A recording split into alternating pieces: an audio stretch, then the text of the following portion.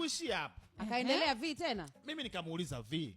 Sawa, yote umeongea, yote umesema, yote na nini na nini na nini na nini. Wewe na wewe pia una makosa.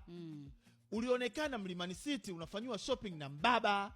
Si dawa ya moto ni moto. Ama ile ilikuwa zamani tulivyoachana mara ya kwanza ndio nilikopo na yule tuligombana kama simliposi yeye tuligombana nikamwambia hivi. Kwa hiyo ngoja kwanza mchambuzi.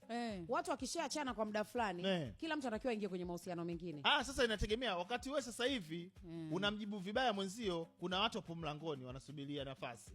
Kwa hiyo wewe ukifanya mwenzio kaingiza mguu. Mwenzio sasa sio wewe. Sio wewe, mwenzio anaingiza mguu. Umeelewa? Kwa hiyo utaki kuyumba yumba katika mahaba. Okay. Yani kama unaona umeshikika tu kuna mtu anaingiza mguu wa kushoto. Sawa sawa. Umeelewa vizuri? Kwa hiyo alionekana Mlimani City kaenda V kapangiwa. Yes, Makongo na huyo mbaba kaekewa furniture za milioni 360. We Juma. Kasoro 500. Iwe 400. $. Ndio kaagizishiwa gari.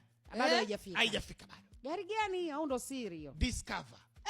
Na huyo mbaba. PDG. Sasa alivyoenda China $. Wakati yuko China sasa, siku ambayo anarudi aliyekuja kumpokea sio mbaba. Nani tena?